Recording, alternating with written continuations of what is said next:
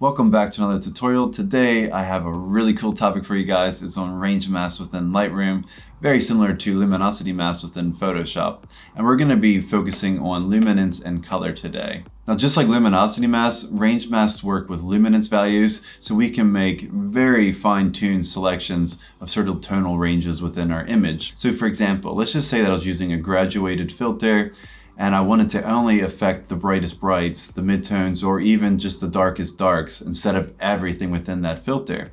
I can use a range mask and really refine that selection so that we're only hitting those target areas and nothing else. Very powerful and an awesome tool. So it'll be a lot easier to show you this in practice. So let's jump over into Lightroom and have a look at a few examples. So here's our first example. This shot was taken in Tuscany and we have beautiful rolling hills with a little bit of light on the tops of each.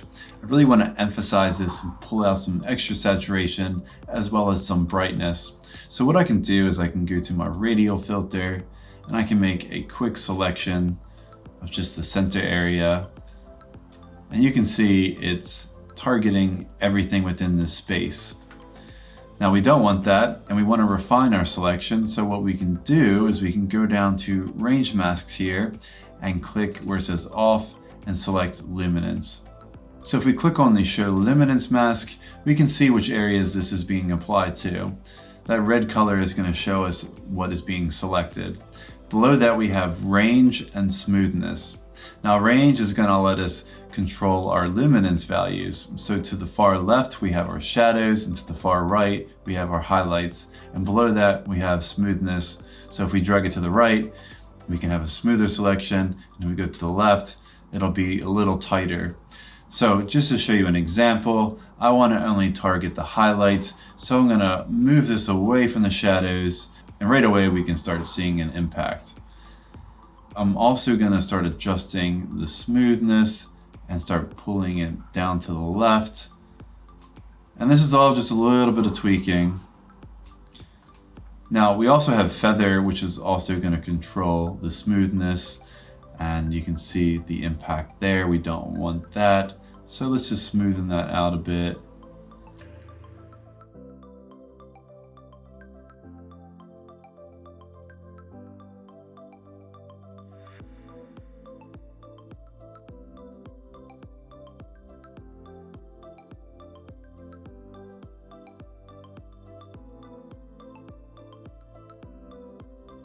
Something like that looks pretty good. So let's just see what this looks like. If we untick the show luminance mask, we can see that we have a lot of exposure on the highlights for the most part. Now this is too much. So what I would probably do is I would pump up the saturation quite a lot, and maybe even the whites,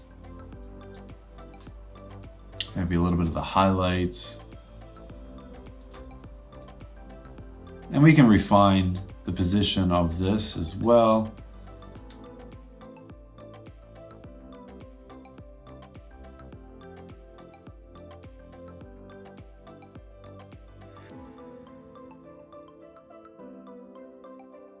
So something like that. Now if I were to delete this mask, you can see the difference, and I'll bring it back. So as you can see, we've pretty much only targeted the light areas on top of the hill. It's not perfect, but it does a pretty good job. Now just to show you what this would look like again without any of our changes, if I went back to our radial mask, clicked here, and then turn this off, you can see it's being applied everywhere. Whereas we turn it back, it's more selective. So that's one example. So here's our second example, also taken in the beautiful Tuscany. And again, you can see a similar situation. We have a little bit of light that I want to emphasize and select, and only that area. So this time I think I'll use a graduated filter. We'll slide that on down. And again, you can see if I adjust the exposure, it's impacting everything, the sky, the grass. If I pull it down, yeah, not good. So again, we're going to go down to range mask, but this time we're going to select color. Now here we have some different options. I'm going to use the eyedropper tool right here, and I'm going to select this bright yellow in the grass, make a selection. Now if we go down to show selected mask overlay here, You can see in red what's being selected, and it's doing a good job. It's already excluded the sky, but we still have too much of the grass. So as you can see, we have a mount down here. What we can do is we can pull that back, and then it'll start refining that selection even more. And right away, we've gotten rid of some of the grass here, and now we're just starting to select more of the highlight areas.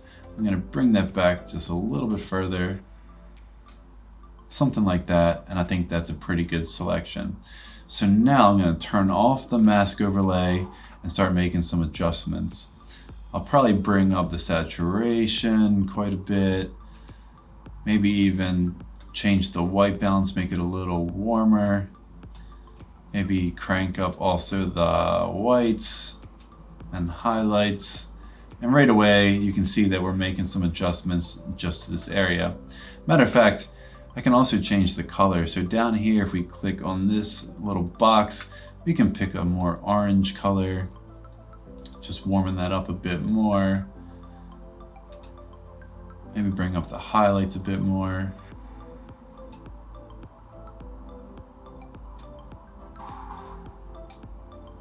Something like that.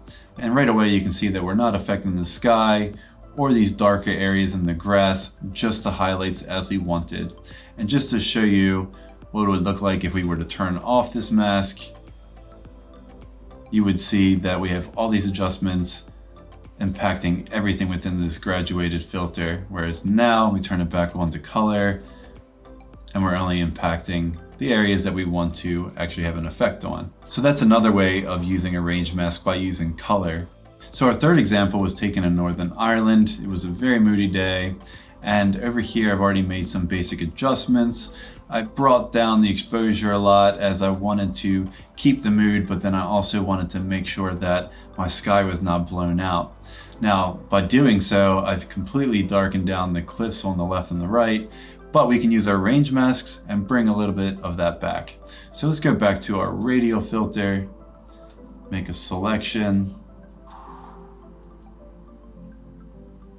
and right away, if I were to crank this up, you'll see that it's also affecting the sky. We don't want that. So this time we're gonna go back to range mask, go to luminance, but we're gonna highlight and target the shadow and darker midtone areas only. So what we'll do is we'll click show luminance mask, and then we'll bring the slider down towards the midtones and the shadows. And you can already see it's not affecting the sky as much. Let's tweak the smoothness. Yeah, that's looking better. Maybe even the feather a little bit.